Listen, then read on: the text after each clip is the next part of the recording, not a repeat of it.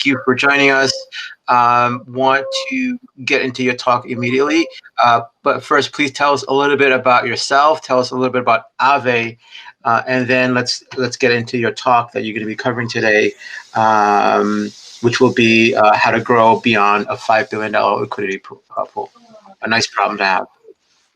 Yeah, exactly. Yeah, so I'm a developer at AAVE. I do a lot of community, full stack dev type things.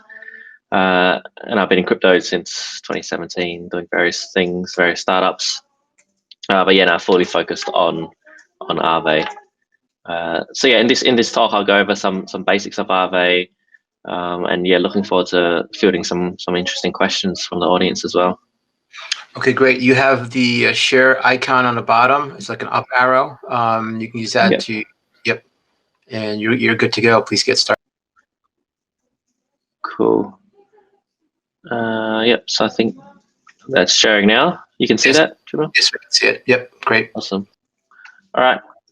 Cool. All right. Yeah. So I'm David. That's my Twitter and Telegram. Feel free to reach out if you need.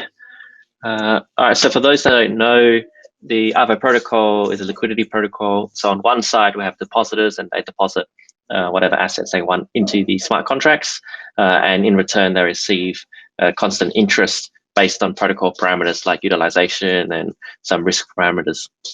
On the other side, we have borrowers, and borrowers can take any loan instantly at either a stable or variable interest rates, and they pay back this interest, or they pay back the loan whenever they want as well.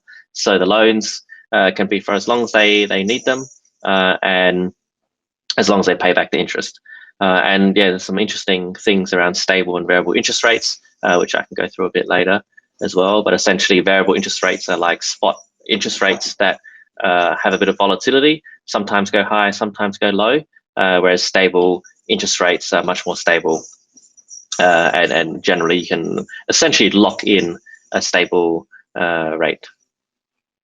So as mentioned, AAVE was released on mainnet last year, early January last year in 2020, and since then we've grown to more than 5 billion total value locked, and the market size, yeah, is more than 5 billion. These numbers are already a bit outdated, but we're hovering around more than 5 billion. So it's been growing pretty crazy. In addition to the 5 billion TVL, we also have a staking module, which I'll go through as well. And this staking module is essentially a protection fund for the protocol, and that holds currently a bit more than $1.5 billion that helps protect the protocol from any potential losses. Then also we have this governance, and here's a screenshot of our governance forums, and you can see a lot of the way the protocol is upgraded and will grow in the future will be done through decentralized governance. So you can see here there's a lot of proposals for listing certain tokens on the markets, and that's how it will happen moving forward into the future. So I'll quickly go over some of the basic concepts around AAVE, and then we can talk about the future of AAVE and take questions as well. So like a lot of lending protocols, we have the earning side where you can deposit funds. Let's say you deposit 100 DAI into AAVE, then you'll get A tokens in return. A tokens are essentially tokenized deposits, and that's one-for-one pegged. So a bit different from other lending platforms, where if you deposit 100 DAI, you'll get 100 A DAI in return, and they represent your deposit. We have borrows, and borrows, work in, as you'd expect. We're an over-collateralized protocol. So if you have a collateral position, then you can borrow a certain amount, depending on how much you've collateralized into the protocol. We currently support more than 20 or so, probably more than 25 assets. So you can, deposit and borrow quite a few, or many different assets on the protocol. And then we have the more advanced features called credit delegation and flash loans, and I'll go through them in a bit more detail as well. So for credit delegation, if I was explaining it to a 5-year-old, I'd say that you let other people borrow money. If I was explaining it to a 15-year-old, I'd say that you deposit to earn money on AAVE, and you earn extra by managing your own loans to other people. Oops, not sure what happened there. And if I was explaining it to a DeFi person, I'd say that you give others access to your credit line by depositing funds on AAVE, and you approve a user or various users to draw credit from that credit line, and you let them draw up to the amount whenever they want. So what this enables, it allows the people that are drawing the credit to have uncollateralized loans, and it allows you as a depositor to earn extra interest on top of the protocol interest. So this has a lot of implications for, let's say, B2B and smart contract to smart contract type activities. So these are one of the sort of big applications that we see that will help grow activity in the protocol, and we're already seeing that with many interesting use cases of credit delegation. One example would be Yearn Finance leveraging credit delegation, or the version 1 of the credit delegation, in their link vaults to essentially allow the link vaults to earn high interest through various means utilizing credit delegation. And of course, enforcement of repayment can happen on-chain or off-chain. And when I say off-chain, I mean through legal agreements. So in version 1 of credit delegations, we had DEFiCON, which is a decentralized exchange. They had an agreement with someone to do a credit delegation, and they were able to borrow uncollateralized wrapped BTC whenever they needed it. And that's really useful for a decentralized exchange, in that they don't have to hold wrapped BTC assets on their balance sheet. They can just have it whenever they need it, and then repay it back. So that's quite a large area of economic activity in the future. Next is flash loans, that hopefully a lot of people in the audience have heard quite a bit about.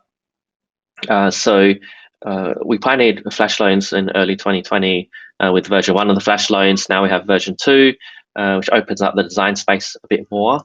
But for those that don't quite grasp it yet, I'll just explain it. If I was explaining it to a 5-year-old, it's free money. You have to pay back nearly immediately.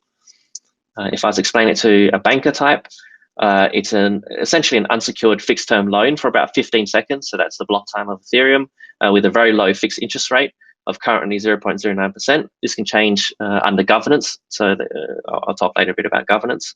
That the bank, in this case, the protocol or the Ethereum EVM, can always collect that expiry. So there's essentially no risk for these flash loans, unsecured fixed term loans.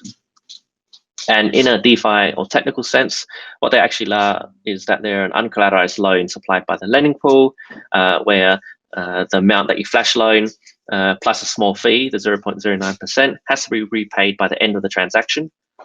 And the reason why you'd want to do this in one block at the end of the transaction is because in between the borrowing and the repayment, you can execute nearly any code that you want.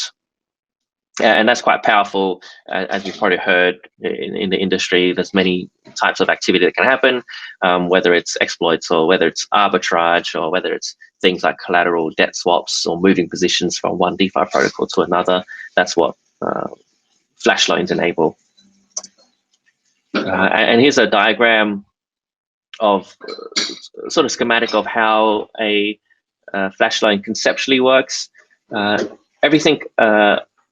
The important part of this diagram is that everything below the purple line can get reverted, which means it's basically undone if the flash loan is not paid back by the end of the transaction. So what you can see here is, the borrower requests a flash loan. The borrower is, in this case, a smart contract. It requests a certain amount. The AAVE protocol gives that amount to the borrower, and the borrower does whatever they need to do by code, and then they repay back the debt at the end of the transaction. If they don't repay back the debt, and then it's like nothing ever happened, no money is lost, only the borrower needs to pay the gas costs of the failed transaction. This is an example of what a flash loan looks like on Etherscan. So you can see the powerful thing about flash loans is that it enables you to do many different things in one transaction. So here we have probably potentially 4, 5, 6 different transactions that are all bunched up into one transaction. Here's an example, an early example actually of version 1 flash loans, it was a small arbitrage, but these days there's a ton of other arbitrages that are done with flash loans, where it might be a $15 million flash loan and someone makes $10,000 from an arbitrage. And this is quite powerful because there's no capital constraints for these arbitrage opportunities, so you don't actually need to hold that capital to take those opportunities. And so specifically for version 2 of our protocol, the flash loans allow batch flash loans. So instead of just flash loaning one asset, you can flash loan as many assets as you want that the protocol allows. And this is what it looks like in EtherScan. This is an example of a batch flash loan where they flash loan all these different assets and then repay them, including the small flash loan fee. All right. Now with governance, I'll go through governance quickly as well. So if I was explaining to a 5-year-old, it basically means that the protocol belongs to everyone. If I was explaining to a 15-year-old, I'd say that anyone who owns the AAVE token can help govern the protocol. And if I was explaining to a DeFi person, I'd say that it's a path towards decentralization, where token holders will vote and govern the protocol, from asset listings to protocol updates to parameter changes. So this is quite a detailed schematic of the AAVE governance. The important thing here to note is that in AAVE governance, it's different from other let's say DeFi governance mechanisms, in that we have the proposer and the voter are separate. So you can propose something and you can be a separate entity from a voter, and the same thing, those powers are different. So as an AAVE token holder, you can delegate your voting power separately from your proposal power. And that sort of enables some very interesting things to happen, where we will probably start to see what we call protocol politicians, where their sole purpose would be to propose changes to the protocol, and then the participants can decide to vote. So yeah, it creates some very interesting models. Then also there's a short time lock and long time lock. And basically what that means is that for certain changes, they can happen quickly, but for more critical, let's say, wider impacting changes, they come under the long time lock. So that's like a safety mechanism within the AAVE governance as well. So that's quite important for expanding the protocol beyond both the current TVL, but also the current participants. And how do we get larger institutions, larger players to trust the system? And this is one way where they can actually govern the protocol, but also in a safe way, where the protocol can be protected from potential attacks, governance attacks as well. This is a quick example I run over of our decentralized governance in action. So Charlie from Curve, he posted on the forum saying that it's a proposal to list the Curve token. And then what happened is they didn't have enough proposal power to submit it on chain. So then Julian from also the Curve team, he tweeted, asking for people to delegate the proposal power to this address, and they managed to get enough proposal power, and then they were able to make their proposal on chain. And then shortly after, Curve got listed. I'm not sure the exact numbers at the moment, but on this screenshot you can see at that time there was $12 million worth of Curve in the reserve. At that time, it's probably quite a bit more now. So the summary of governance is that it's an off-chain process of, I guess, some requests for listings or getting feedback from the community. Then they need to get enough proposal power, and they create that proposal on chain. The voting happens, and then it's executed. Now, previously I mentioned the staking as well. So the staking also plays an important part in the governance as well, because as I mentioned, for let's say for large institutions or for more players to come into the space, they both need to trust the governance, that it can't be compromised, but also they need to know that if some unexpected thing happens where funds are lost, what happens? How are participants made whole again? And this is one of the ways, is that essentially AAVE token holders have the choice to stake their tokens into what we call the safety module. and they receive a return, some interest in return, but at the same time, they can potentially be slashed up to 30% of the funds that they hold. So this creates a protection fund for the protocol. At the moment, there's $1.5 billion in the safety module. So I think we're probably one of the most well-protected protocols, at least on-chain, with this. And yeah, at the time of the screenshot, the staking APY was 6.2% for pure AAVE, but you can also stake balancer pool LP tokens, and that APY is hovering above 30%, probably 30 to 60% or so. All right, so we can probably open up the floor to questions. So a lot of people were asking what a flash loan is, and you kind of explained it really, really well. We've got a lot of questions coming in. Let me try to sort through some of them. Again, if you're asking questions, please ask it in the questions section so that we can stay organized and it doesn't kind of get swept up in a chat flow. First question from Felix. Did you think about any solution to create flash loans valid over multiple blocks? Could it somehow be possible to create or cross-chain flash loans? Yeah, so this is a question that's come up before. I've personally had to think about this. I think it theoretically it could be possible. It depends how, like if you're doing theoretically it's possible for a cross blockchain. Let's say if you have an L2 or a sidechain, it depends how fast that L2 or sidechain is. The main issue would be around Oracle, having Oracle prices on both the L2 or sidechain and L1 that you can rely on. But other than that, in version 2 of AAVE, which is currently live, we have what we call debt incurring flash loans. So that essentially, and if you combine debt incurring flash loans with credit delegation, you sort of essentially get multi-block flash loans in a way. But yeah, we're sort of going deep down the rabbit hole. It probably requires a bit more technical explanation. But from a pure play, multi-block flash loan, there isn't any implementation in the wild of that yet.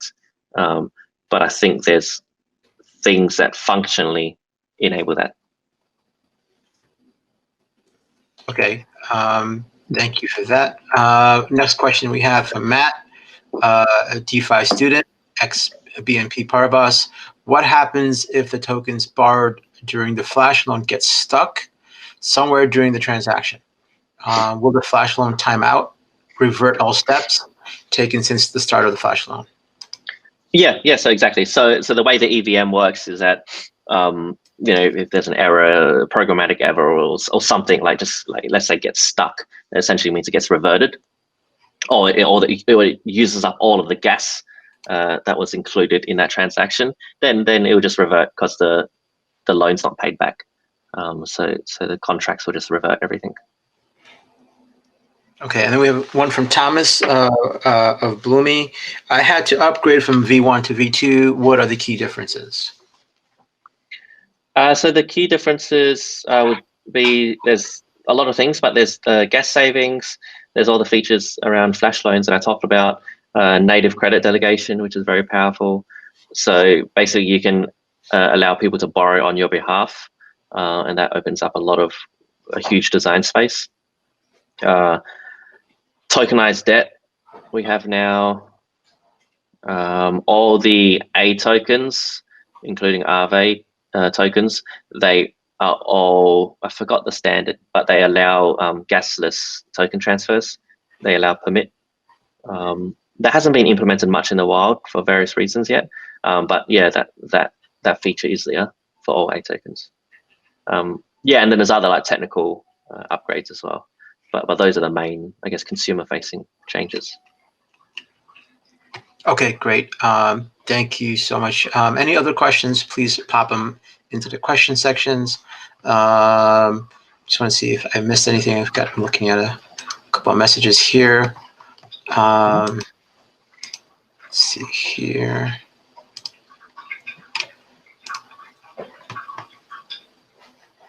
Okay, no, I think we've got okay, great. I don't think we have any more questions at this point. Oh, here we do. We're coming in. Are you already working with big institutions and organizations on regulation, especially regarding flash loans? So I think maybe you want to say what are some of the pros and cons of flash loans, maybe, David. And then the question is, are you working with maybe the government or regulatory body and these institutions around anything to do with flash loans? Yeah, sure. So I think to be clear, that flash loans don't necessarily enable anything that wasn't possible previously. It just democratizes the access to capital. So previously, it would only be whales that could, let's say, take these arbitrage opportunities or discover certain vulnerabilities, but now anyone can. So I think that's a pro. The con is that if you don't write secure smart contracts, then people will find exploits more quickly because capital is no longer constrained. In regards to regulation, I'm not aware of anything internally we're doing in regards to flash loan specific regulation, because I don't think it's really an issue. But we do have general counsel that's working in that space, and we have a certain license for our UK entity, similar to what Revolut and Coinbase have in the UK. So of course that will come under certain regulations and compliance standards as well. Okay, great. Thank you. To the question, we have one more from Jason Croman, investor.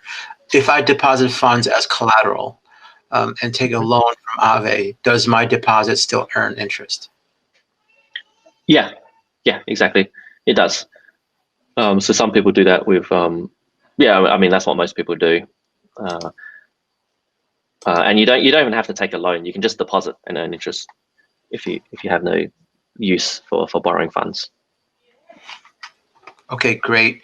All right, David, thank you so much. That was a fantastic presentation. I really appreciate it. It's really great information.